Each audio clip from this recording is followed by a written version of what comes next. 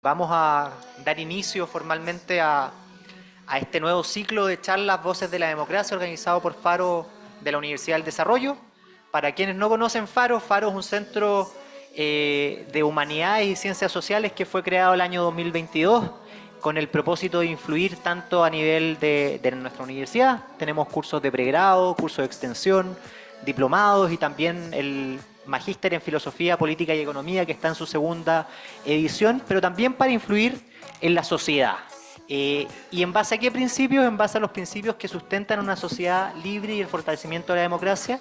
Y en particular, el ciclo Voces de la Democracia lo que tiene por objeto es discutir respecto a la democracia, pero en un nivel más global. Ver la situación de la región. Muchas veces nosotros nos preocupamos de qué es lo que está ocurriendo en Chile, vemos la crisis política que tenemos en Chile, la fragmentación, pero no muchas veces nos enfocamos en los problemas que tienen nuestros vecinos y es por eso que Faro quiere participar en estos debates y influir y contribuir al debate informado de las ideas en ese sentido. Así que en el día de hoy tenemos un invitado muy especial que lo va a presentar a continuación Miguel Ángel Fernández, que es subdirector académico de Faro. Y sin más preámbulos le dejo la palabra a Miguel para que pueda presentar a Alejandro y nos exponga hoy día la muy valiosa y agradecida presentación que tenemos preparada para él. Muchas gracias.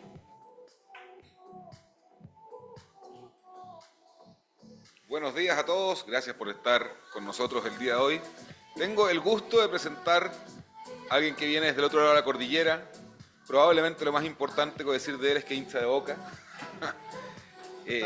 ¿Ah? Pero... el problema es que es Bon Giovanni. Efectivamente.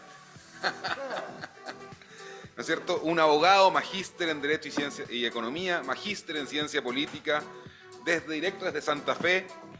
Se declara como liberal clásico en sus redes sociales y hoy por hoy, desde el año 2023, es diputado de la República Trasandina, nuestros vecinos de Argentina. No voy a dar mucho más espacio para esto porque lo más importante hoy día es lo que nos va a decir el diputado. Alejandro, bienvenido a Chile, bienvenido a la Universidad del Desarrollo. Muchas gracias por estar junto con nosotros.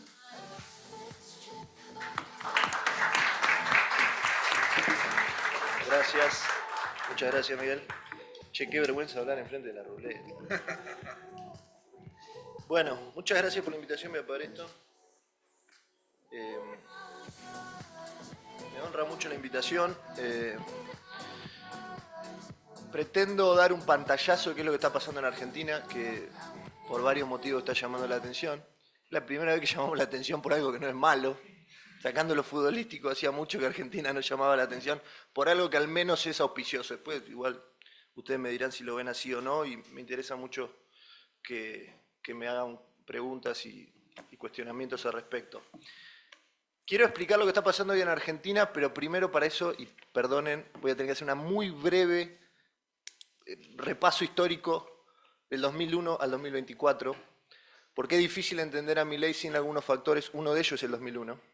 El 2001 para Argentina, muchas veces en los últimos años algunos decían, che, pero ¿por qué Argentina no explota? ¿Por qué Argentina no revienta? ¿Por qué Argentina no estalla? Bueno, porque Argentina estalló en el 2001. Argentina en el 2001 tuvo una crisis económica y social muy fuerte, que tuvo un saldo de casi 4 decenas de muertos, y que dejó en el imaginario argentino a ninguno le conviene que la sangre llegue al río, y generó ciertos anticuerpos para que incluso en situaciones muy dramáticas económicamente, como lo que hemos vivido en los últimos años, la cosa no estalle.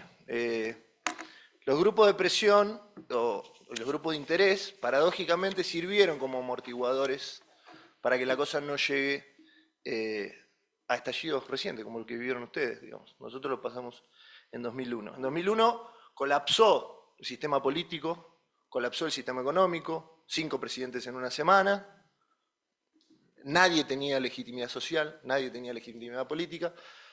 Vamos a un fuerte ajuste que hace el expresidente Dualde y a una elección en 2023 que fue el huevo que eclosionó el kirchnerismo, la elección que da por ganadora a Néstor Kirchner con una legitimidad completamente humilde, modesta, de 22% de los votos. ¿Me puedo sacar el saco, organizadores? Tengo un poco de calor, no hay problema. Perdón la informalidad, pero sufro calor, yo siempre tengo calor. En una elección en la que las opciones llamémoslas liberales y republicanas, decidieron ir separadas cuando se hubieran ido unidas, nos hubiéramos quedado con la presidencia. Me refiero puntualmente a Ricardo López Murphy, que todos ustedes lo conocen. La Ruleta lo conoce mucho. Y Elisa Carrió, que fundó un partido que se llama Coalición Cívica, una visión más republicana, pero que terminamos quedándonos muy cerca de ganar la presidencia. Yo siempre digo lo mismo, si Ricardo López Murphy, economista, liberal, republicano, hubiese sido presidente en 2003 y le agarra el superciclo de commodities de $600 la tonelada de soja, en Argentina ahora habría autos voladores, hubiésemos inventado, sí, ya tendríamos 3 mundiales más, sería una cosa fantástica. No fueron juntos, terminó ganando un ignoto gobernador del sur de Argentina, de Santa Cruz, llamado Néstor Kirchner, que inauguró el proceso político más importante, hegemónico y en mi opinión nocivo del siglo XXI, que fue el kirchnerismo, que tuvo 4 mandatos no consecutivos. Néstor Kirchner, 2003 a 2007, en 2007 gana Cristina con el 45% de los votos, el segundo candidato más votado fue Elisa Carrió, con algo más del 34% de los votos, fíjense la diferencia. Todavía no existía Juntos por el Cambio, por eso quiero señalar esto. 2011, luego de la muerte de Néstor Kirchner, imposible ganarle una viuda, decían los consultores políticos, y así fue. Cristina Kirchner saca el 54% de los votos, 54% de los votos, el segundo saca el 17%. Imagínense la desolación. Y el segundo además era un socialismo democrático, pero era un socialismo. Imagínense para un liberal lo que era la desolación en el 2011. No existía Juntos por el Cambio. Y ahí nace Juntos por el Cambio. ¿Qué es Juntos por el Cambio? Bueno, una coalición de personas que no pensaban lo mismo en materia económica, probablemente era donde había más spread de opiniones, pero eran todos republicanos y democráticos. Y veían el devenir autoritario del kirchnerismo y decían, esto hay que ponerle freno, la única forma de ponerle freno es si nos ponemos todos de acuerdo, hacemos un mínimo común denominador de lo que queremos para Argentina y armamos una coalición electoral.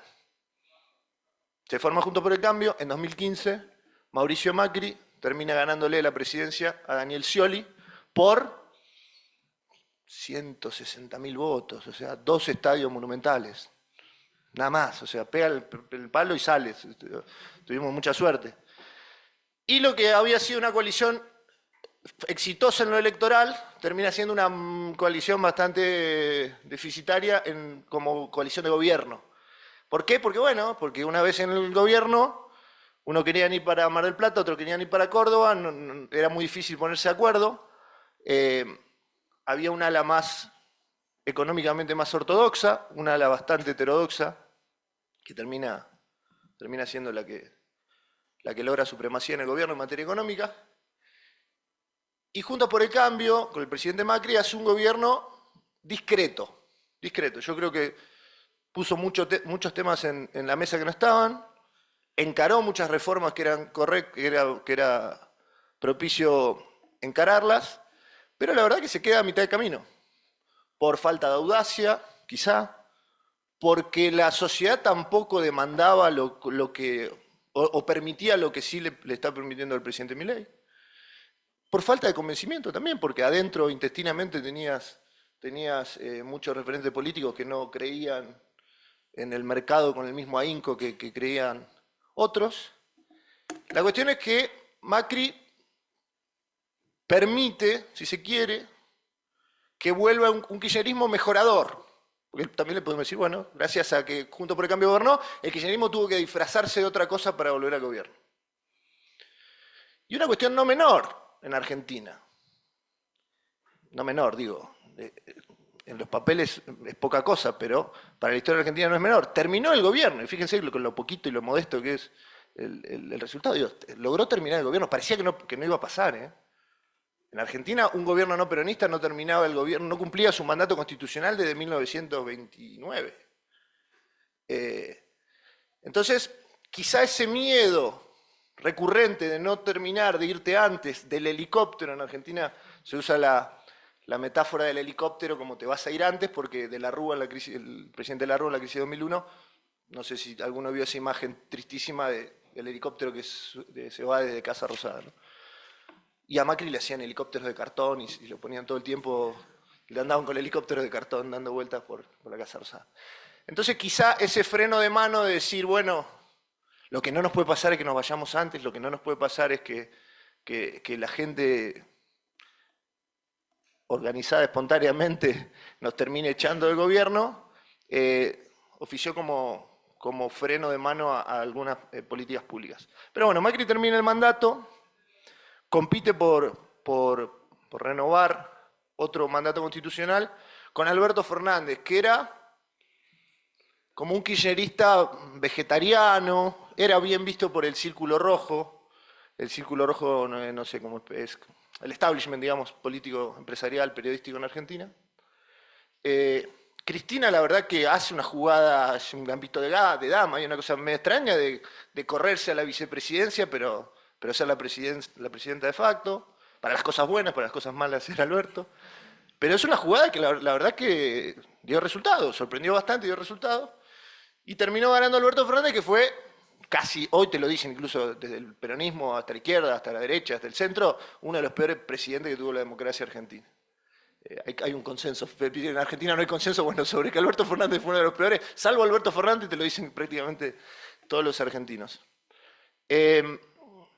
Y fue un gobierno muy malo, al que además le tocó la pandemia. Entonces, explosión de 2001, explotan los partidos políticos, hegemonía del kirchnerismo, nace una esperanza, como en la Guerra de las Galaxias, creo que decía, había una que llamaba Nace una esperanza. Juntos por el Cambio, defraudamos, lo digo con cierto sentido de pertenencia, en parte defraudamos. Nace otra esperanza, que es, bueno, va a venir un kirchnerismo vegetariano, un kirchnerismo civilizatorio, que incluso decían, va a lograr domesticar a Cristina, o algunos decían que le iba a meter presa. Algunos decían que Alberto Fernández iba a meter presa, no, periodistas importantes en Argentina. Otra gran desilusión, y la pandemia, que a todos nos volvió un poco más locos de lo que ya estábamos, digamos, admitámoslo. El encierro nos puso a todos muy nerviosos. En Argentina pasamos de la ilusión al desencanto tremendo. Alberto Fernández era uno de los presidentes con imagen positiva más alta en América Latina, junto a Martín Vizcarra de Perú. 80% de imagen positiva al inicio de la pandemia. Al final no podía ni salir a tomar un café afuera. Y el encierro y el robo de vacunas, que es algo que sucedió en Argentina, espero que aquí no haya sucedido, y el escándalo de las restricciones sin control, llevaron a emerger voces de outsider. Javier Milei en ese momento no era un desconocido ni mucho menos, era un influencer económico muy importante, que tenía mucho éxito en la televisión, mucho éxito, pero que nadie lo veía ni siquiera auguraba que se pueda dedicar a la política. Y él mismo se lo preguntaban y decía, no, esto es para ladrones, esto no me interesa, jamás haré política. ¿No? Y finalmente se candidatea primero como diputado nacional por la Ciudad de Buenos Aires en 2021. Logra un escaño de diputado, hace 2 años de diputado sin presentar proyectos, digamos, sin ningún tipo de trabajo en lo legislativo, no le interesa eso, le interesa seguir haciendo lo que venía haciendo, que era batalla cultural, digamos, ir a los medios, enardecer con su discurso, y finalmente se postula como candidato a presidente. Al principio muchos lo veían con cierta sorna, lo subestimaban, yo no era de ellos. Yo creía que tenía una oportunidad, no tan grande, pero creía que tenía una oportunidad. Y aprovecha un desgaste de la política, que ya venía del 2001, que explotó, que estaba todo en el aire, que no logró que el kirchnerismo mantuvo una base firme, pero 30% de los votos y nunca pudo pasar de ahí después de la debacle posterior al 2011. Que Juntos por el Cambio defraudó, que Alberto Fernández, que parecía el peronismo civilizado, también defraudó, y vio una beta, vio una ventana y entró. Y entró sobre todo con los jóvenes, a los que nadie les hablaba. En Argentina la política no le hablaba a los jóvenes, algo que es interesante ver si sucede en otros países o no. Y con la simplicidad y la inteligencia de tener un objetivo, un enemigo y un método. El objetivo era cortar con la inflación la produce el enemigo, que es la casta, que es un concepto Interesante porque él define qué es la casta o no, entonces es un concepto muy útil políticamente, pues podemos discutir en términos valorativos eso, pero en términos descriptivos es así. Y un método, que es la motosierra, que, o sea, literalmente en Argentina era un tipo que iba con una motosierra a los actos y prometía cortar con el gasto público, con el gasto político sobre todo. Y acá la curiosidad, que lo votó gente que dependía del gasto político. Eso es muy interesante. Incluso hoy hay gente que banca un ajuste brutal, que después si quieren charlamos sobre cuánto hay de motosierra, cuánto hay de licuadora y cuánto hay de freezer, porque son los tres electrodomésticos que usamos para distinguir qué se corta, qué se licúa de inflación y qué está frisado ahí esperando moverse. Pero hoy mucha gente que está sufriendo el ajuste lo sigue bancando. Entonces es bien interesante. Milei recibe de Alberto Fernández un déficit de 7 puntos, una caída de la recaudación que era brutal, como 20% respecto del año anterior, 42% de pobres, la reserva del Banco Central creo que eran 11.000 millones de dólares. ¿Cuántos son en Chile? ¿5 veces más? 5 veces más, bueno, ese es el Banco Central que recibió Milei. Una brecha del 150% entre el oficial y el blue, que hoy se ha cerrado casi por completo. O sea, y un país con una inercia que llevaba a una hiperinflación. Y hoy, la verdad es que en términos económicos, hay muchos que pueden discutir la sustentabilidad del plan de Milei.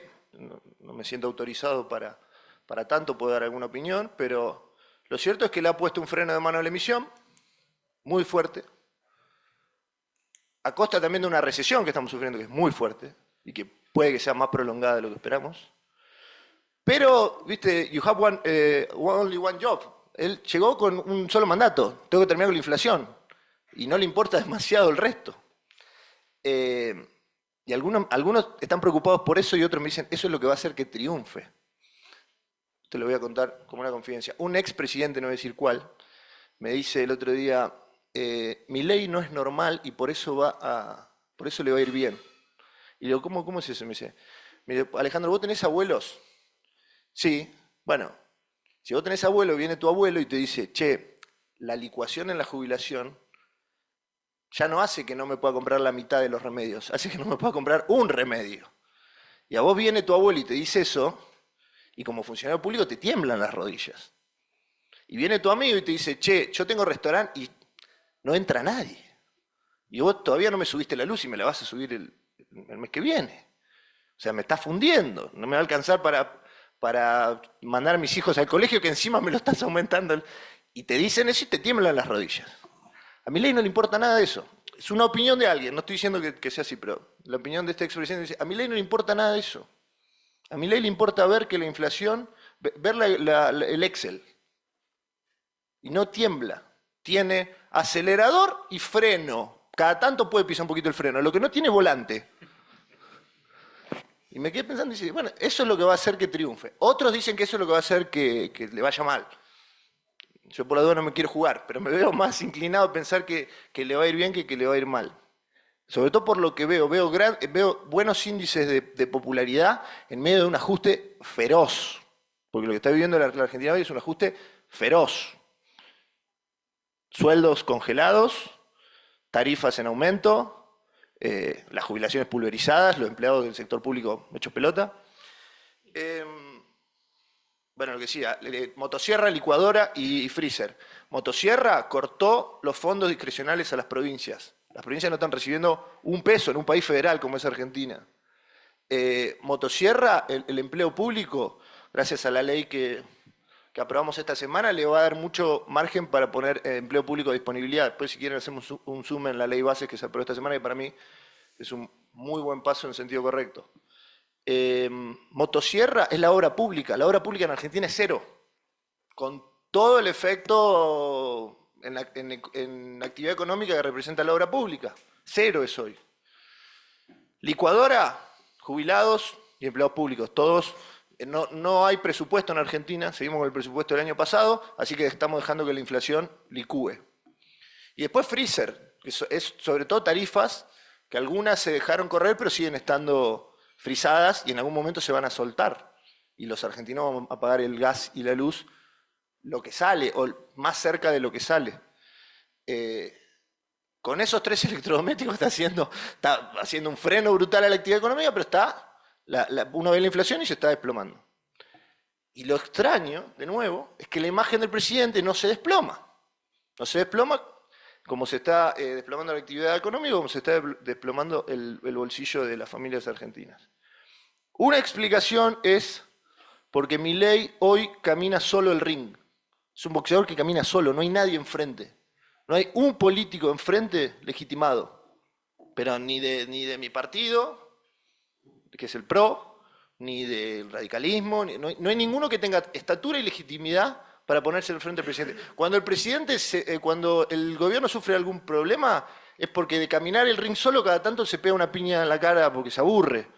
Entonces se manda alguna macana como lo de las universidades, que fue una marcha muy multitudinaria en Argentina, a raíz de un discurso que nunca fue, pero que tampoco fue desmentido, de que Milei iba a llevar a cero el presupuesto universitario y que no iba a haber más universidad pública en Argentina, que es un big deal en Argentina, la universidad pública.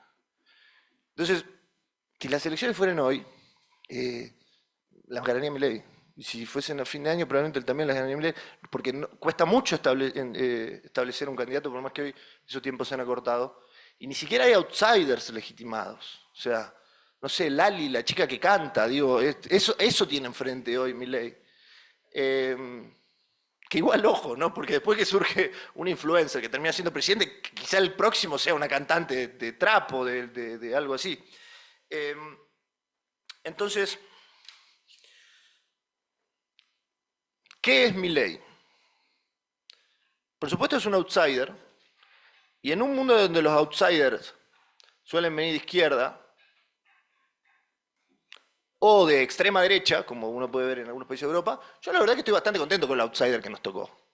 Estoy bastante contento, porque entiende de economía de mercado, quiere llevarla adelante. Ningún gobierno es puramente liberal. Si vos le vas con el liberalómetro, ningún gobierno es imposible, pero en términos económicos tiene el corazón perfectamente alineado en lo que uno quiere, que es economía de mercado. Y después la verdad que en todo lo que tiene que ver con paladar republicano, es cierto que no tiene un compromiso enorme con las formas republicanas, es verdad.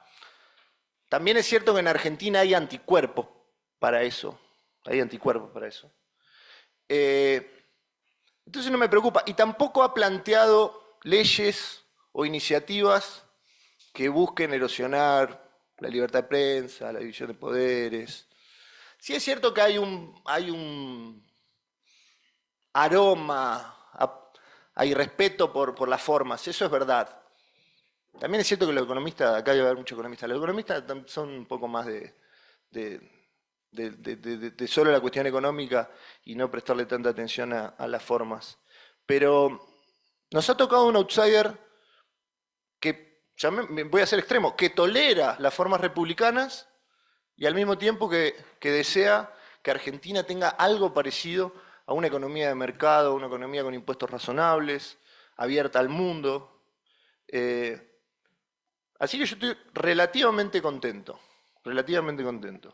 La izquierda y el kirchnerismo están en un piso histórico hoy de imagen y de poder, están mareados, no la veían venir y les está costando mucho regenerarse en términos de discurso y de referentes. Siguen tocando viejas campanas que ya no generan nada en la población, cuando hasta hace algunos años lo hacían, pero digo, seguir hablando a Macri le decían Macri, basura, o sola dictadura, y hacía mella en el gobierno.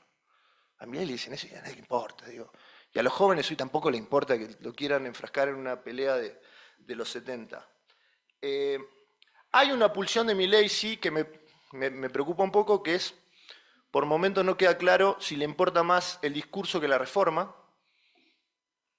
Hay una pulsión en este tipo de líderes que no tienen claro si prefieren el discurso, quedarse con el discurso. Hay veces que no te puede quedar con las dos cosas. La ley base, que ahora quiero hacer un zoom en eso, es un claro ejemplo, ¿no? Hay veces que te quedas con el discurso y hay veces que puedes sacar la ley. Bueno, a mí me da la sensación que al principio, el primer Milei de las primeras semanas, le importaba más lo narrativo que la realidad política, y creo que aprendió, por eso logramos sacar esta ley la semana pasada, que las reformas son tanto o más importantes. Y digo, hay ejemplos de los dos lados, y esto es una opinión personal, pero de líderes que han preferido más lo narrativo o han terminado siendo más conocidos por lo narrativo que por las reformas. Se me ocurre uno de izquierda que es Pepe Mujica. Afortunadamente, para mi gusto, insisto, esto es una opinión estrictamente personal, no pudo ser tan reformador, pero era la meca de la centroizquierda. Todos vinieron a sacarse fotos con el tipo, con los zapatos rotos, con el auto viejo. Y otro que fue la meca de la derecha fue Bolsonaro, que me parece que narrativamente fue muy importante. Toda la gente de derecha lo consideraba un líder discursivo y demás, pero después las reformas también se quedó medio en el lobby de las reformas. No pudo hacer ni la mitad de las cosas que tenía pensado hacer, y de hecho terminó perdiendo con Lula. Entonces creo que está esa tensión en Milei, que afortunadamente, al menos en el último tiempo, y probablemente por la influencia de su gabinete, que es un gabinete con excepciones, ¿no? Con gente que no viene de la política, como la canciller Diana Mondino, que es una persona que no viene de la política, pero después tiene gente que tiene mucho volumen político, y creo que lo está llevando por un camino un poco más pragmático en el sentido de cambiemos la realidad, no nos ocupemos solo de lo comunicacional. Milei es un presidente de la comunicación, llegó por ser una bestia comunicacional, y hay una tentación en los presidentes de seguir usando y abusando la herramienta que lo llevó al poder. Y eso era una preocupación que yo veía, sobre todo en las primeras semanas. Me parecía que el tipo, estábamos a punto de votar una ley y mandaba un tuit completamente destructivo contra la gente que iba a votar la ley. Y yo decía, pará, hermano, pará, faltan 5 minutos para ir. Necesita el voto de esa gente. Entonces, bueno, eso lo ha ido cambiando, y creo que esa es una de las razones por la cual podemos sacar la ley Bases. Y permítanme parar ahí un segundo en la ley Bases. La ley Bases es el producto de un economista muy prestigioso, muy querido, se llama Federico Sturzenegger, que es un enfermo mental total, un obsesivo, que agarró y dijo, voy a ver todas las leyes que están vigentes en Argentina, y armó un digesto así, literalmente yo fui a su casa y estaban todos los papeles así, y dijo, las dividió entre las leyes que hay que derogar y las leyes que hay que modificar. Y a las leyes que hay que modificar, además les redactó la modificación. Es buenísimo porque para un diputado te dan todo el trabajo masticado, ¿no? Pero era una destrucción total de negociados, de arreglos corporativos, de leyes sin sentido. Era el nudo gordiano de todo lo que estaba mal en Argentina. Y lo puso a disposición del candidato que gane. Por supuesto, él era del PRO, entonces esperaba que ganemos, pero perdimos con todo éxito. Entonces lo llevó a disposición a Milei. Y Milei lo recibió súper entusiasmado, dijo, esto hay que sacarlo ya. Hay que aprovechar la ventana de oportunidad de este momento. Y apenas asumimos el 10 de diciembre, las autoridades ejecutivas y legislativas, seleccionó parte de eso, parte no todo, y lo mandó en una ley que se dio a llamar Ley Ómnibus, por ley colectivo, no sé si por la extensión, que tocaba todos los temas, que era un chino tratarlo en un mes y medio como teníamos, sin haber estado ni siquiera conformadas las comisiones del Congreso, pero bueno, y que fracasó, porque se presentó en el recinto, y cuando se votó en general, se votó afirmativo, pero cuando se empezó el tratamiento en particular, se empezó a empiojar la cuestión, y el gobierno decidió levantar el proyecto. Pero que abrió el debate, fue una cosa hermosa, se abrió un debate en Argentina en todos los ámbitos habidos y por haber, desde el derecho laboral hasta la minería, hasta la cultura. Yo recién había asumido, yo soy nuevo en esto, recién había asumido el 10 de diciembre, y a los 2 días tenía gente que me estaba tocando la puerta de un despacho que yo todavía no tenía, o sea, que se estaba yendo el anterior y yo estaba entrando, y ya había cola de gente que te quería venir a decir que la cultura no sé qué, los del colegio de abogados que te decían, no, ¿cómo puede ser que vos te divorcies sin abogado? Los de farmacéuticos que te venían a decir que la nueva ley que habría más competencia era o sea, se vinieron todos los lobbies y todas las corporaciones pequeñas y grandes, todas juntas al Congreso. A mí me pareció hermoso, fue súper estimulante. Pero bueno, finalmente la ley el 6 de febrero se levanta porque relato versus realidad, discurso versus reforma, no habían hecho el poroteo, digamos. ¿Qué es el poroteo? Es mínimamente contar las voluntades. Tengo un amigo político que dice, siempre que veo un micrófono habla, siempre que veo a un baño entra, y nunca vayas a una votación si no sabes cómo va a salir. Bueno, esto es así. Fuimos al Congreso sin haber hablado con los bloques, digamos, yo no soy parte del oficialismo, pero sin haber auditado quién iba a apoyar y quién no, sin haber hecho un mínimo poroteo, y la verdad es que íbamos a perder por goleada. Entonces decidieron levantar la ley.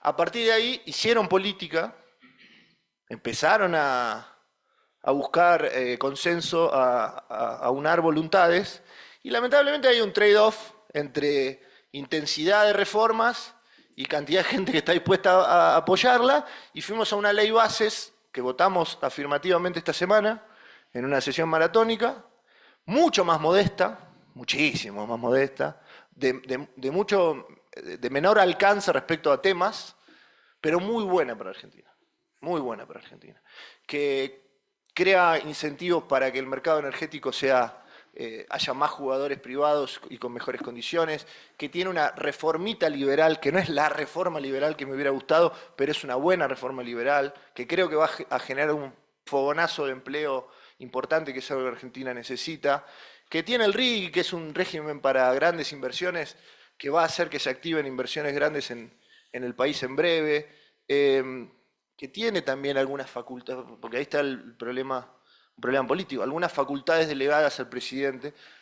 Lo cierto es que si uno lo ve en abstracto y dice esto no es bueno, esto se lleva medio de patada con lo que uno cree, lo cierto es que en Argentina se usan casi, consuetudinariamente se usan desde hace un montón, entonces tampoco son ni tan grandes, pues se han achicado mucho, ni son muy generales, son bastante específicas. Sí tiene muchas facultades para lo que tiene que ver con la administración pública, y creo que ahí van a ser un desastre en el buen sentido, creo que van a hacer algo muy revolucionario, que pone sujeta a privatización a 9 empresas públicas.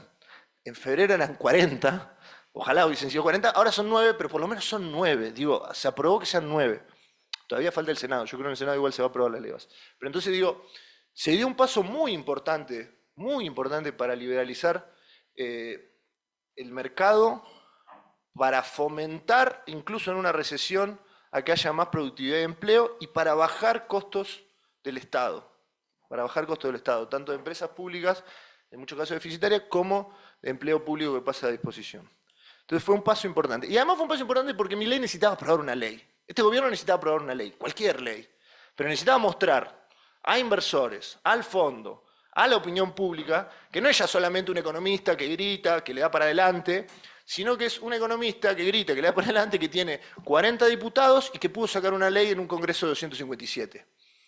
Y eso se dio, modestamente, gracias al apoyo de mi partido, que cree en ese paquete de ley, porque de hecho lo hizo uno de los nuestros, pero además porque es parte de lo que creemos como partido, y que trabajamos codo a codo y votamos bien y convencimos a la opinión pública. Esto lo voy a decir en confianza, total, acá esto no lo ve nadie. Los diputados del oficialismo son bastante de vuelo gallinacio, digamos, en términos discursivos, en términos de calidad, pero porque es gente muy de nueva política, digamos, muy outsiders. Y la verdad que la ley la hemos defendido mejor y más nosotros desde el PRO que los propios diputados, con los cuales me llevo bárbaro, pero son chicos que todavía tienen miedo de hablar, tienen miedo de dar el debate, incluso en el propio recinto.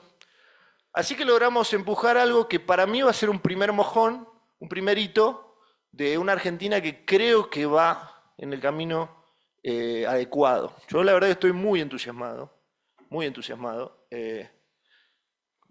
lo cual es raro, porque yo soy un pesimista casi patológico, digamos. Así que cada tanto un macroeconomista me dice, bueno, ojo que quizá la recuperación se da más lento de lo que vos esperás, ojo que no va a ser una B corta, ojo que puede ser una U, pero yo estoy muy entusiasmado con lo que pasa en Argentina. Veo mucho interés por Argentina, suelo viajar bastante y veo mucho interés. Es verdad, hay un interés que está anclado en lo bizarro del personaje, Pero también veo un interés en que en Argentina, por primera vez, hay una convicción firme de un sentido. Nosotros, de nuevo, con el presidente Macri, que creo que hizo muchas cosas bien, le teníamos mucho miedo a las restricciones. Milei tiene algo en lo que yo me siento identificado, pero que me parece su principal virtud. Después, si quieren, hablamos de sus defectos. Yo tampoco soy mileísta, ni mucho menos, pero tiene para mí algo que es una virtud que él, y lo dijo en su discurso de apertura de sesión del Congreso, que recomiendo escucharlo, porque ese sí fue un buen discurso. Él dijo, mirá, yo vengo a hacer lo que considero correcto, en materia económica, en materia política, y si me va mal, y si me tengo que ir mañana, me voy mañana. Y eso en Argentina, o sea, ustedes seguramente en la universidad han visto teoría de los juegos, ¿no? Argentina es como un chicken game. ¿Y cuál es la mejor estrategia para un chicken game? Bueno, mostrarle al otro que vos arrancaste el volante del auto y lo tiraste por la ventana, y ya está, no podés doblar. No vas a doblar, no podés doblar. Y eso es lo que está haciendo Milei. Y la verdad que a mí eso me entusiasma y me siento bastante identificado. Yo me metí en esto porque quería hacer las reformas. Yo no estaba en mis planes ser diputado de la Nación. Pero cuando vi que había un plan concreto de hacer reformas en el Congreso, digo, yo quiero estar en ese Congreso. Yo quiero estar ahí. Yo quiero ser los que levantan la mano a la reforma laboral, las privatizaciones. Yo digo, esto suena un poco tonto y probablemente, o sea, yo me emocioné un poco cuando voté que haya empresas que son deficitarias y que son nido de la política que estén sujetas a privatización. Si se llegan a privatizar, yo voy a salir a festejar la plaza como si fuese un gol de Boca. Entonces digo, yo quería estar en ese congreso y estoy muy satisfecho. Esto recién empieza. Yo creo que lo que logramos esta semana es el inicio de una discusión, no la clausura. Por eso, que no hayan sido todas las reformas que me hubieran gustado, no me genera la ansiedad que me generaría de otra manera. Pero bueno, nada, esto es un pantallazo de cómo estamos, de lo que estoy haciendo yo. Estoy a lo que pregunten lo que quieran. Muchas gracias.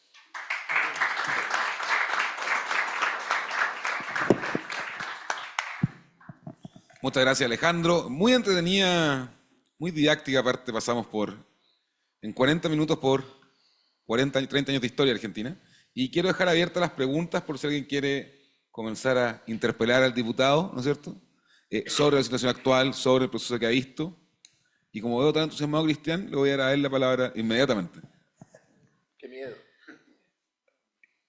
Gracias, Alejandro, por estar aquí. A ver, yo voy a hacer una pregunta un poquito más técnica, económica. Una es la marcha del ajuste fiscal, que todos los números dicen que va bien, pero hay una duda sobre el tema cambiario. Y esa duda en Chile es muy sensible porque nosotros vivimos, acuérdate que nosotros a fines de la década del 70 fijamos el tipo de cambio como instrumento, alguien diría que no, pero esto es discutible, pero como un importante instrumento para parar la inflación. Entonces hay cierta gente bastante experta que cree que lo que están cayendo en la tentación de hacer lo mismo en Argentina. Entonces, ahí hay una pregunta, y eso es clave desde la perspectiva del trade-off, privilegiar inflación versus reactivación, porque como tú muy bien decías, el tema del ajuste en algún momento va a empezar a pagar los costos políticos. Y aquí agrego mi impresión es que la potencia de reactivación que tiene Argentina es inmensa. Y bueno, ¿para qué decir el ejemplo de la agricultura? ¿Ah? Entonces, complemento la pregunta del tipo cambio con el tema de las señales para reactivar. ¿Eso se está notando? Porque si eso fuera así, sanamente también ayuda al tipo cambio. Porque obviamente lo que va a ocurrir es que se va a parar la devaluación y ¿te fijas? Entonces va en la línea correcta.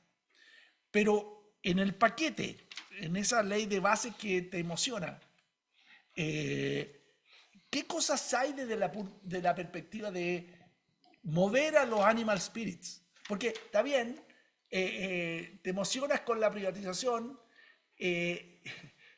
En esta sala habríamos algunos pocos que también nos emocionaríamos. Pero eso no es una buena señal, pero esa no es la clave del punto de vista de mover a los animal spirits. ¿Qué hay en materia de retorno, en materia de confianza, de estabilidad? ¿Hay algo en materia de apertura? Ustedes están amarrados con el Mercosur, que significa enfrentarse con Brasil. ¿Qué es lo que hay desde la perspectiva de mover animal spirits? Bien, gracias.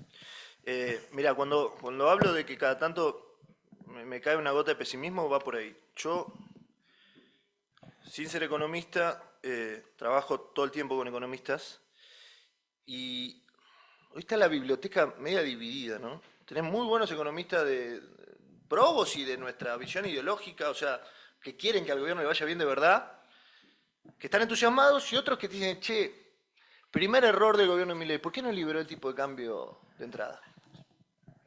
Bueno, ¿qué pasaba, no? ¿Qué pasaba? Quizás se desmadraba todo, quizás no. Pero es cierto que nosotros tenemos además, tenemos el cepo. Tenemos el cepo cambiario. ¿Y va a ser más fácil levantarlo más adelante? No lo sabemos. ¿De dónde va a venir la reactivación si viene? ¿De dónde va a venir?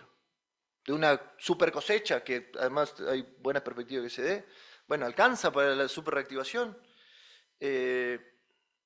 No lo sé. En la ley hay cositas que mejoran el entusiasmo del animal spirit. Digo, el RIGI es una de esas, es un régimen de grandes inversiones. Yo digo, ya conozco gente que está dispuesta a ponerlas, son para inversiones de más de 200 millones de dólares, que te generan unos beneficios fiscales y unas condiciones de lo que debería ser Argentina, digamos, pero para grandes inversiones. Eso, ya hay inversiones comprometidas muy importantes y sobre todo a nivel federal, porque no son en las provincias del interior del país. Hay un alivio impositivo en bienes personales, sobre todo. Eso pretende generar un pequeño shock de producción. Y hay muchas mejores condiciones laborales para tomar empleo, muy superiores. Ahora, ¿con eso alcanza? Bueno, yo tengo algunos economistas que me están diciendo que no, que están muy preocupados, que creen que ya en Argentina a las señales del famoso atraso cambiario se empiezan a ver, que nos podemos haber enamorado de patear esto para adelante, que si bien no estamos emitiendo, estamos creando con los BOPREAL. Los BOPREAL son unos bonos que se le pagan a los importadores que deben dólares, digamos, es una forma de patearle los dólares para adelante. Cristina habló hace poquito y dijo, yo ya no escucho a Cristina, pero dijo algo que es verdad, digo, sí, cualquiera logra el déficit cero dejando de pagar un montón de cosas, ¿no? Entre ellos la deuda de los importadores, que se está haciendo preocupante. Entonces, sin caer en el pesimismo, es algo que me empieza a llamar la atención. Sobre todo porque, de nuevo, lo dicen economistas que son muy pro Milei. Por ejemplo, no sé, el doctor Cavallo. Empieza a decir, che, ojo con esto. Ojo con esto. O el propio Ricardo López Murphy. Ojo con esto. Elijo pensar que el cambio de expectativas va a hacer que podamos salir de esto y que vamos a poder liberar el cepo lo antes posible. Milei dice que lo piensa hacer entre julio y agosto. Esperemos que sea así, pero sí, es una cuestión. Y me parece que la reactivación, por eso lo dije hace un ratito, me parece que la recesión que estamos viendo va a ser más larga de lo esperado. Y espero que aguante la política. Creo que va a aguantar la política por lo que dije antes, pero sí, estamos viviendo... Y déjame una cosita más que dijiste.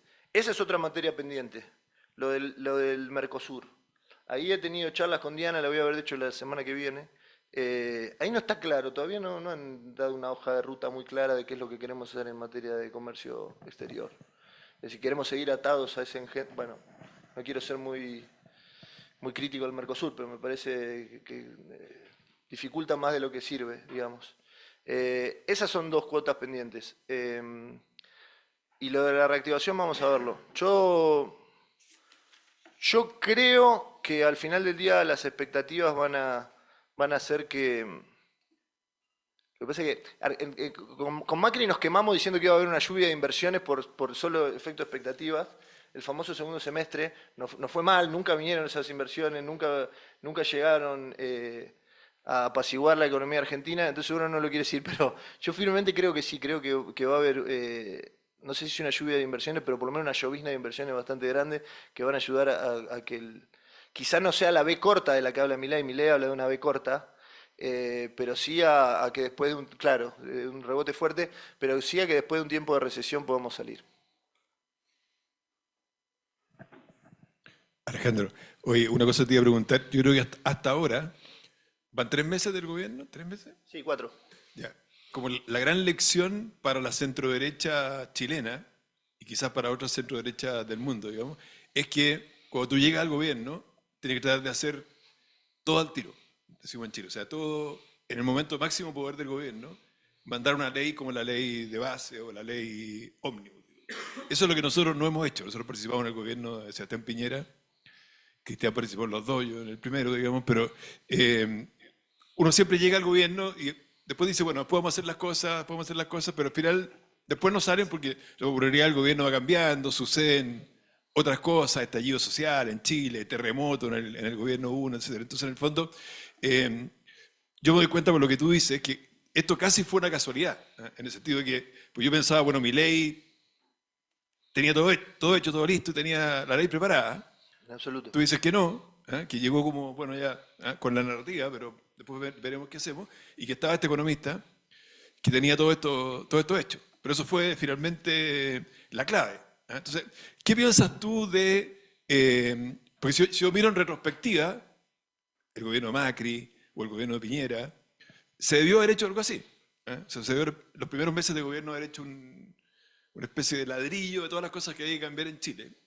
Y que son muchas las que hay que cambiar. O sea, por ejemplo, en Chile, toda la ley laboral del sector público, la inamovilidad, o la inamovilidad de los profesores, o que no se pueden crear colegios, o los permisos que se han ido acumulando y que un proyecto minero se demora 10 años. O sea, en el fondo está llegar y mandar un proyecto al tiro, digamos.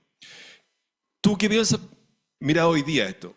Por ejemplo, Macri debió haber hecho algo así, o los tiempos son distintos, pero en el fondo una ley de ese tipo obviamente te abre todos los frentes, como decías tú. Porque empieza a discutir de todo. ¿Pero vale la pena? Parece que sí, ¿o no? Bueno, creo que era Maquiavelo el que decía el mal todo junto y el bien administrarlo en plazos. Sí, a veces uno se exonera al PRO. Yo no soy quien para exonerar a Piñera, porque ustedes son los que viven acá, pero a mí me gusta el gobierno que hizo, le reconozco muchas cosas positivas. Ahora uno a veces dice, bueno, ok, capaz que si íbamos por el lado de Milei, durábamos 2 meses. Eso también es una posibilidad, digamos. No quiero ser irrespetuoso con la realidad chilena, pero acá por un aumento del boleto terminaron prendiendo fuego el país. Entonces digo, no sé si hacían algo un poco más urticante que hubiera pasado. Pero sí es interesante en el caso de Milei, que es como medio, voy a tergiversar la ley de 6, es como que él busca que su oferta política cree su propia demanda, o sea, él empuja para tratar al mismo tiempo de hacer la reforma y convencer a la gente que es por ahí. Y al mismo tiempo le dice, si ustedes no quieren ir por ahí, es porque no la están viendo. Él se muestra con tal convencimiento de por dónde va. Pero que en primer lugar es atractivo ya de por sí, porque ya cuando un tipo tan convencido, ya de por sí te llama un poco la atención. Y después de nuevo, tira el volante por la ventana. Entonces, a ver, la izquierda, por ejemplo, en Argentina, cuando ve un tipo tan convencido, ¿hasta dónde puede llegar? Digo, ¿hasta dónde puede llegar? ¿Qué va a hacer? ¿Va a ir a las calles? Bueno, lo intentan, digamos, y no pasa nada. Porque también la gente le tomó el tiempo a ese tipo de manifestaciones en Argentina. En Argentina, de nuevo, porque pasó el 2001, por lo que sea, es como que hay un hastío también con eso. Hoy no deja de haber manifestaciones sociales. Me lo preguntaba el periodista ayer, el de La Tercera. ¿Cómo está la cuestión de la manifestación? Mirá, todo el tiempo hay. ¿Y qué pasa? Y no pasa nada. Y la verdad no pasa nada. Salieron 1 millón de personas el otro día por lo de las universidades, ¿eh? Y a la semana siguiente votamos una ley que completamente contraria a la izquierda, digamos. Y no pasó nada. Pero no pasó nada. Y hoy a las manifestaciones sociales, con el protocolo de Patricia Bullrich, la actual ministra de Seguridad, que fue candidata a presidente por mi partido, las manifestaciones sociales se hacen dentro de un contorno de legalidad, se suben a la vereda, no me cortan la calle, nadie con palos ni nada por el estilo. Y está funcionando bastante bien. El 6 de febrero, con la primera ley bases, se armó una linda horda de orcos y cosas que pasó. A mí me quisieron pegar, un pobre muchacho me quiso pegar una trompada. Pero, entonces digo, es como que han perdido legitimidad también. Nunca la tuvieron electoralmente. En el Congreso tenemos 4 troscos, que son los que más hablan, están todo el tiempo pidiendo cuestiones de privilegio y hablan y hablan y hablan, pero nunca tuvieron legitimidad electoral. Y ahora la verdad que lo que hacen en las calles digo, a los jóvenes no les generas nada, les cuesta encadenar. Nosotros tenemos el principal teórico del populismo en Argentina, que se llama Ernesto Laclau, un tipo extremadamente inteligente, y decía, bueno, ¿no? Hay que encadenar demandas equivalenciales, ¿viste cómo hablan los posmodernos? Todo engolado, ¿no? Demandas equivalenciales a través de eso, y al final el que encadena todo eso es un líder que logra que demandas muy raras, yo quiero seguridad, yo quiero que baje la inflación, etc. Bueno, hoy no hay nadie que aúne todas esas demandas. Entonces como que no está pasando. De nuevo, Milei está corriendo solo en el ring. No hay que dormirse, porque mañana te aparece otro, te aparece un outsider de otro lado que no viste venir como no viste venir a Milei. Pero yo no me pondría el cilicio respecto de qué debimos hacer. Eran otros tiempos también. El presidente Piñera, que en paz descanse, el presidente Macri, era otro tipo de líderes. Otro tipo de líderes, con otro tipo de retórica, con otro tipo de preparación, con otro paladar civilizatorio también. A ver, a mí yo prefiero un presidente que guarde las formas. Para mí las formas son parte del fondo. Yo soy liberal, yo creo que las formas son parte. La forma republicana, la forma del trato al prójimo, son parte de las reglas del juego. Son reglas de juego también al estilo de Douglas North, digamos. Entonces yo prefiero ese tipo de líderes. Ahora, es verdad que hoy la sociedad política cambió mucho. No voy a decir nada nuevo, voy a decir lugares comunes, pero digo, los chicos ya no ven, los programas de televisión no tienen rating, donde vas vestido con corbata y te sentás y hablás y discutís, eso lo ve nadie, no tiene rating. No tiene rating en Argentina, pero tampoco debe tener tanto rating en Chile ni en otros países. Los chicos se educan con streamers, que es como es el hombre de Cromañón de la civilización, ¿no? Hablan un protolenguaje que ni se entiende. Entonces es lógico también que empiece a haber referentes políticos. Creo que Milei entendió el lenguaje comunicacional de un sector de la población, le robó los chicos a la izquierda, le robó los chicos a los padres de izquierda. Se los robó, muchachos. Pero hijos de padres peronistas de toda la vida. No, yo lo voto a Milei. Hijos de padres de trotskistas, yo lo voto a Milei. Se los robó. De nuevo, es un fenómeno más. Tampoco es que, digo, y tampoco es el único outsider. Podríamos hablar de los outsiders en la política y analizar un montón de cosas. Pero, a ver, a mí me hubiera gustado, te voy a hablar de Macri, no de Piñera. A mí me hubiera gustado más audacia en nuestro sentido, en nuestro gobierno, sin tanto temor a irnos al día siguiente, que era una posibilidad, pero un poquito más de audacia. Me hubiera gustado morir con las botas más puestas, digamos, con la nuestra. Morir un poco más con la nuestra. Creo que cedimos demasiado a gente que nunca nos iba a votar. Simbólicamente, digo. Inauguramos una estatua de Perón, no me acuerdo en dónde. Y yo decía, ¿para qué? Si no te van a votar. ¿Para qué? Hicimos gesto a la izquierda, aumentamos la asignación universal por hijo, pero no solo la aumentamos, nos jactamos de haberla aumentado, nos felicitamos de haber ampliado el welfare state, de dar subsidios al desempleo. ¿Cómo te vas a felicitar por cubrir más subsidios a desempleo? Tenés que estar mal por eso. Y le dimos poca atención a la llamada batalla cultural, que es un concepto que es peligroso, porque al final del día ahí adentro hay de todo, hay de terraplanistas a cualquier cosa, ¿no? Pero le dimos poca atención a eso. Mientras combatíamos fuerte la inseguridad, producíamos series y películas donde los policías eran todos unos tránsfugas y los delincuentes eran todos héroes. Le prestamos muy poca atención a eso, que fue el camino opuesto de Milei. Milei fue solamente cultura, solamente discurso, solamente cultura, solamente discurso, y ahora está viendo cómo hace para gobernar, y lo que vos decís es así. Él llegó al gobierno sin saber ni quién iba a ser su gabinete, ni qué tenía para presentar en el Congreso. Fue hay una dosis de accidente que mejor no analizarla porque me asusta cuando me pongo a pensar. Sí. ¿Qué tal?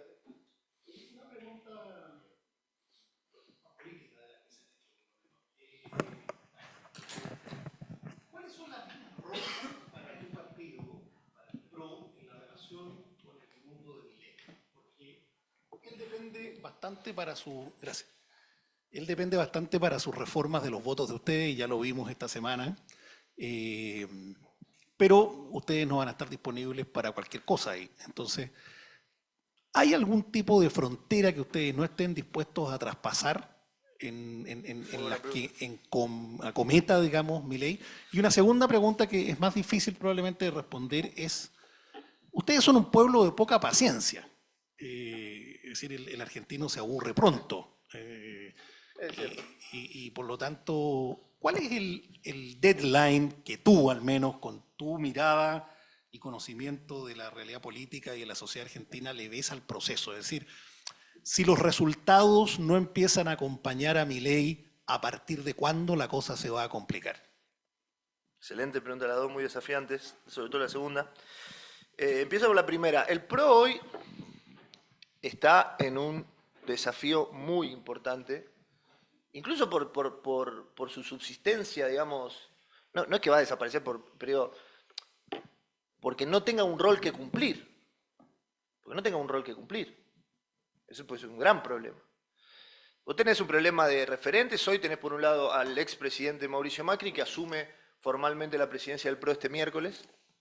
Y por el otro lado tenés a Patricia Bullrich, que fue la última candidata a presidente que tuvimos, que actualmente es ministra de Seguridad de este gobierno, y que se siente muy afín con casi solaparlo y que seamos la misma cosa.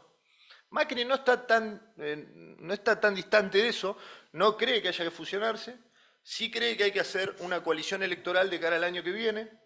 La idea de Macri me parece que es sensata en eso. Él dice, si nosotros hacemos una coalición electoral, yendo juntos en los distritos donde ambos tenemos candidatos, o yendo con una lista única donde exista uno de los dos partidos solamente, podemos lograr una mayoría tal en el Congreso de que reducimos a su mínima expresión a la izquierda del kirchnerismo, y ahí sí, sacamos las reformas, las sacamos como si fueran pizzas, digamos. O sea, hacemos todo lo que hay que hacer en el Congreso post-2025. El PRO tiene un espectro ideológico amplio, más amplio que el que a mí me gustaría, por supuesto, pero amplio, que va desde una visión de centro-izquierdish, más con Horacio Rodríguez Larreta, el ex alcalde de la ciudad de Buenos Aires, a una visión más centro-derecha, con Patricia y Mauricio, que hoy estarían en el mismo lugar.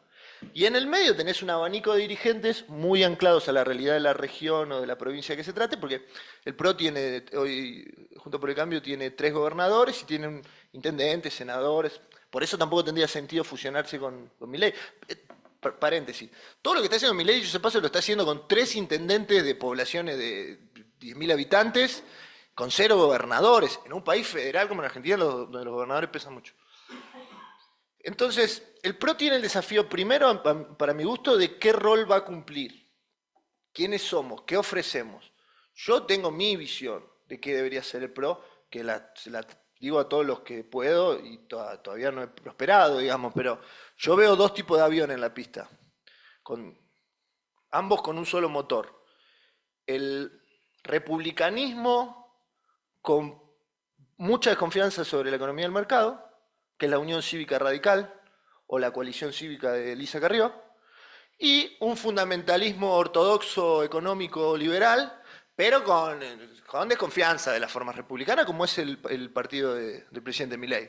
Digo, economía de mercado, el republicanismo más o menos, vamos a ver. Entonces el PRO debería ser para mí un avión que tenga las dos turbinas. Deberíamos ser fundamentalistas de la república, de la democracia y del mercado. Eso debería ser el PRO para mi gusto. Ahora, no es una opinión unívoca dentro del partido, y eso me lleva a esta parte que vos preguntás. Bueno, ¿cuál es el límite? Y depende. Para muchos, por ejemplo, nosotros tenemos que salir a resistirnos a la licuación que están sufriendo los jubilados. ¿Por qué? Y te dicen, bueno, porque ahí está nuestra base electoral. El PRO es un partido al que vota mucha gente de tercera edad, que está siendo brutalmente licuada. Entre paréntesis, también está siendo brutalmente licuada porque en Argentina existe algo que eliminamos esta semana en el Congreso, que son las moratorias jubilatorias. ¿Esto qué significa? Que te jubilás sin aportes o sin los aportes necesarios. En Argentina, el año pasado se jubilaron 400.000 personas. ¿Saben cuánto era el promedio de años de aporte que tenían esas 400.000 personas? 4. O sea, jubilamos a 400.000 personas el año pasado con un promedio de 4 años de aporte nada más. Entonces, un sistema que ya de por sí está quebrado, que ya es un desafío en todo el mundo ver cómo hacemos con la pirámide y demás, en Argentina ya es un plan social más que una jubilación, que sale de los aportes de los que sí aportaron. Entonces hay muchos del PRO que dicen, bueno, ese tiene que ser nuestro non plus ultra. Con los jubilados no. Otros como yo te dicen, no, mirá, nosotros tendríamos que estar corriendo a Milei por liberalismo económico. Decirle, no, presidente, hay que bajar los impuestos. Hay que bajar más los impuestos. Y la reactivación tiene que venir de una baja, por ejemplo, esa es mi opinión, pero otros te dicen, depende, digamos, vos tenés un abanico ahí. Hoy la visión más centro-derecha es predominante porque tiene los dos referentes más importantes son de Mauricio Macri y Patricia Bullrich. El ala Horacio Rodríguez Larreta está, lo mal que le fue en las elecciones, que quedó golpeada. Así que hoy el PRO está en un desafío. Yo, insisto, me preocupa que deje de existir porque no tengo un rol que cumplir. Me preocupa que deje de existir porque no tengo un rol que cumplir. Yo creo que el PRO tiene que existir, es bueno para el país que exista el PRO, o un partido análogo al PRO. Tampoco es bueno, digamos, si te he hablado bien del gobierno, tampoco me gustaría que este gobierno tenga tanto poder partidocrático, porque nunca es bueno que nadie concentre tanto poder. La segunda pregunta es muy difícil de contestar, es la pregunta en Argentina.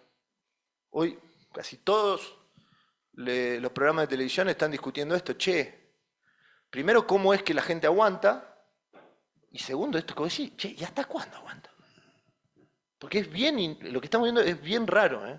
De nuevo, la gente está sufriendo, la gente está pasando mal, la gente no le alcanza, pero también es cierto que ve que ya empieza a haber algo parecido a una estabilidad de precios, parecido. Va al supermercado y no está toda la semana la leche un poquito más cara, el pan un poquito más caro. Están dentro de un rango de precios bastante... que incluso pasó algo que nunca había pasado en los últimos años, que algunos precios bajaron. Eso se empezó en Argentina, está como... Entonces, no estamos bancando la recesión, no estamos bancando el no saber qué va a pasar, como dice la roulette. Ahora, ¿hasta cuándo? No lo sé. Si tuviera esa fórmula, te imaginas que estaría vendiéndola con consultoría por ahí. Pero digo, creo que va a depender mucho, no solo de las demandas, sino de quién las encabece. Y en eso no creo que los argentinos seamos distintos a otros. No alcanza con la insatisfacción social si no hay alguien que convierta eso en una demanda política. Y hoy el principal activo de Milei es que es el único actor en el escenario. No es para dormirse en eso, no hay que subestimar a la emergencia de nuevos outsiders, ¿viste? Todo puede pasar. Pero hoy esa es la gran ventaja. Entonces, el humor social hoy aguanta porque ve que la inflación está bajando, porque siente que este sufrimiento es útil. Eso lo dijo de una manera buenísima Cayetano Álvarez Toledo, y siempre lo quiero citar y no me acuerdo cómo lo dijo. Pero la gente está percibiendo que está haciendo un sacrificio útil, a diferencia de otras veces. Ve una perspectiva. Y después porque Milei la verdad que logra estas cosas, y esto sí está mal, digamos, por supuesto es una mentira, pero logra instalarla, que es el outsider que logra mostrar. Él habla de los políticos como son algo que están allá. Pero es buenísimo. El tipo dice, no, porque los políticos, a diferencia de mí, los políticos, y vos decís, flaco, pará, sos presidente de la nación, si vos no sos político, yo soy menos que vos, claro, yo estoy hace 15 minutos, entonces yo soy menos político. Entonces, él al hablar de los políticos por un lado y él por el otro, se granjea una cercanía con la sociedad que hace que aguante. O sea, hoy la gente está más enojada con los diputados que con el presidente. Incluso con los diputados que hace 15 minutos que estamos. Entonces, eso está mal, eso es populismo puro y duro, no me gusta, pero da resultados. O sea, en términos descriptivos, te digo, es una de las variables por la cual está resistiendo la mecha. Igual a no dormirse porque la mecha un día se acorta y vuela todo por el aire. Alejandro, Sí. una pregunta. Tú mencionaste en tu interesante charla que en Argentina nadie le hablaba a los jóvenes, que la política Sí. no le hablaba a los jóvenes y que Milei le habla a los jóvenes. Y nos hemos referido aquí a las formas en que Milei le habló a los jóvenes, que entendió los canales en que los jóvenes hoy día se comunican, transmiten. Pero quisiera creer que es más que las formas, ¿no es cierto? Y que Milei caló con un discurso hacia los jóvenes que puede resultar muy interesante para Chile conocerlo, porque aquí yo diría que aquí la política sí le habla a los jóvenes, lo que pasa es que ha habido como un solo discurso que le habla a los jóvenes. Y más allá de las situaciones que a lo mejor nos diferencian en términos económicos y de lo más fácil que puede resultar estando a lo mejor en el suelo, hablarle a los jóvenes y hacer algunas promesas, pero hoy día la situación de Chile también es compleja económicamente. ¿Cómo la política le puede hablar a los jóvenes en la forma y en el fondo? Sí, buena pregunta. Primero hay una cuestión de la forma. Ahora voy a lo segundo que es más interesante. Pero primero hay una cuestión de las formas, que cuando uno es joven le llama la atención cosas disruptivas. Yo siempre digo lo mismo. Yo a los 15 años leí un libro, que fue el primer libro de liberalismo que leí, que era un libro de Álvaro Vargas Llosa, Plinio Puleyo Mendoza y Carlos Alberto Montaner, que se llamaba El Manual del Perfecto Idiota Latinoamericano, que era un libro que hacía sorna de Las Venas Abiertas de América Latina, Eduardo Galeano y otras cosas, pero que en la tapa decía idiota, así bien grande. Entonces yo dije, un libro que es idiota en la tapa, vamos a leerlo, a ver qué. O sea, me llamó la atención eso. A los jóvenes les llaman la atención esa cosa soez, grandilocuente y demás. El pelo de Milei, la forma en la que se enojaba y demás. Pero más allá de eso, que además yo no aconsejo eso, porque no son formas que a mí me gusten, creo que sí dio en la tecla Milei. Milei le explica a la gente y a los jóvenes. Y se toma el tiempo de explicar. Yo no sé si es un buen profesor o si explica bien. A mí, por momentos, me parece que no. Hay cosas que sí. Pero sí es cierto que él cree mucho en explicar. A veces se va a razón afuera del recipiente. Pero cree mucho en explicar y se da mucho tiempo en explicar. Y yo creo que muchos jóvenes valoran que él les ha intentado explicar las cosas. Le entiendo explicar las cosas. Y yo lo he visto hablar horas con jóvenes, con sus libros, que los jóvenes no lo entienden, porque son libros llenos de fórmulas, pero él igual va y explica con pasión y empieza. Fue a la cena de la Fundación Libertad, que organizamos hace 10 días. Después empezó a hablar de teoría monetaria, pero teoría monetaria 101. Empezó a hablar de la sal. En una cena con empresarios, estuvo 45 minutos hablando de una pasión. Yo creo que esa pasión ha sido una variable importante. Él le contagia esa pasión. Pero además, digo, creo que los jóvenes, y bueno, vamos, esto es una casa académica, así que ustedes se dedican a eso, así que los felicito por eso, pero creo que los jóvenes se sienten muy bien cuando alguien los respeta lo suficiente como para explicarle algo, no le está bajando línea. Después sí, tiene sus discursos simplificados, sus eslóganes, sus cosas, pero siempre ha intentado explicar. Ha ido programas completamente superficiales, se ha puesto a hablar de teoría monetaria. Y eso que en los papeles digo, no debería funcionar. Bueno, ha funcionado. Bueno, porque mucha gente lo interpretó así, como este tipo que nos está tratando de explicar una visión alternativa de las que tenemos, pero nos la está tratando de explicar. No nos está tratando de regurgitar la información y subestimarnos intelectualmente, sino que nos lo está tratando de explicar. Desde mi visión o de los jóvenes que yo he visto, hay muchos que les ha gustado eso. Lo han visto como un profesor que les viene a explicar. Y eso me parece que ha sido bien recibido. Y después está el personaje. Después del personaje que, bueno, yo no aconsejaría a nadie que trate de emular ese personaje. Primero porque emularlo no sale.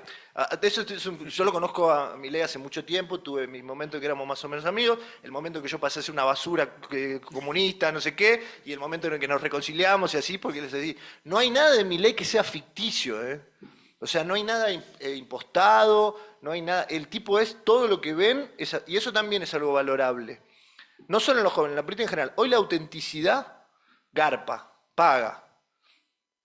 No importa cómo, no importan los rasgos, pero que te vean auténtico. Creo que también la gente se cansó un poco de esto del político que va con el CM, que va haciendo historia todo el tiempo, que se muestra de una manera o de otra. Y el tipo es bastante auténtico, o sea, todo lo que ven es así. Es un tipo que está con los perros. Yo cuando lo conocí, decía, che, vamos a tomar una cerveza. No, a la noche estoy con los perros. Sos estúpido, boludo. Usted tiene un sábado a la noche. Yo a la noche estoy con mis perros. Y no era ni siquiera influencer en esa época. Y el tipo le gusta estar con los perros y le habla a los perros y tiene conversaciones con los perros. Y bueno, está bien, le gusta eso, qué sé yo.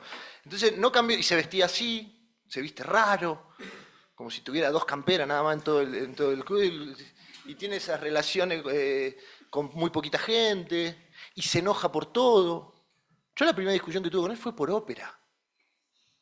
Pero literalmente, porque justo se veía una ópera, no sé qué, digo, no, voy a ir a ver a tal, no me acuerdo, era en Rosario, en el Mozarteum de Rosario. ¿Cómo vas a ver a esa que canta horrible? No, no podés, esa no canta ópera. Y se me puso a gritar. ¿Pero por qué me estás gritando? Le digo, estamos discutiendo por ópera, ¿o realmente está pasando esto? No, me dice, yo soy apasionado en todos los temas. Un tipo raro, que es de Boca, pero cuando no le gusta el técnico deja de ser de Boca. Decís, ¿qué tipo de hincha de Boca sos? ¿No? Bueno, es así, que no toma alcohol. Bueno, eso para algunos estará bien, para mí está mal. Pero digo, no toma alcohol, no sale de noche. Es un tipo especial. Entonces, la autenticidad creo que los jóvenes la valoran mucho en una época también donde los políticos ya se le ven los hilos a todo lo que hacemos, digo. Es demasiado armado todo, demasiado artificial. Yo creo que eso ha sido un activo para él. Bueno, con esta última pregunta, gracias Natalia, gracias Cristian, gracias Joaquín, todos los que preguntaron. Pero vamos a tener por hora de sala, vamos a tener que dejarlo hasta acá. Ok. Pero ahora los vamos a invitar a todos a tomar un café y Alejandro, como es tan simpático, lo pueden interrumpir ahí mientras intenta comer algo para esto. Así que a nombre de Faro D, muchísimas gracias por estar el día de hoy con nosotros y nos veremos en una próxima oportunidad. Gracias.